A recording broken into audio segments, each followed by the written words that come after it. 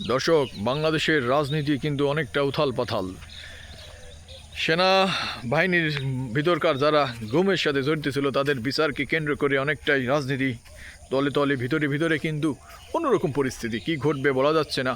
তবে সেনাবাহিনীর পক্ষ থেকে যে গতকালকে স্পষ্ট বার্তা দেওয়া হয়েছে, সেখানে বলা হচ্ছে তারা কোনো রকম ইল্লেগাল ওয়েতে যাবে না, ইনসাফের বিষয়টায় প্রচার করতে চাচ্ছে তারা। তারা বলছে ইনসাফ করতে চাই, যারা অপরাধী তারা অবশ্যই পানিশমেন্ট পাবে, সেই কথাই ঘোষণা দিয়েছে সেনাবাহিনীর পক্ষ থেকে গতকালকে। দেখা যাক আসলে প্রকৃতপক্ষে যারা অপরাধী অবশ্যই তাদের পানিশমেন্ট পেতে হবে। যারা অন্যায়ের সাথে জড়িত ছিল, যারা মানুষকে হত্যা করেছে, গুমের সাথে জড়িত, অবশ্যই তাদের বিচার হতে হবে। কারণ নতুবা আগামী দিনে এই ধরনের কালচারটা চালু হয়ে থাকবে। অন্যায় করে যদি পার পেয়ে যায় তাহলে মানুষ কিন্তু অন্যায় করতেই থাকবে।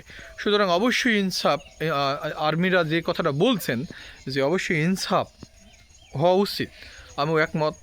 দেখা যাক প্রকৃতপক্ষে তারা এই অবস্থান কতদিন বা কী পর্যায়ে ধরে রাখে। মানুষের স্বার্থে, দেশের স্বার্থে বা ন্যায়ের স্বার্থে অবশ্যই অন্যায় যারা করেছে তাদেরকে পানিশমেন্ট দিতে হবে। ভালো থাকবেন, দেখা হবে নতুন ভিডিওতে। আর অবশ্যই যারা চ্যানেলে নতুন এসেছেন সাবস্ক্রাইব করে দেবেন।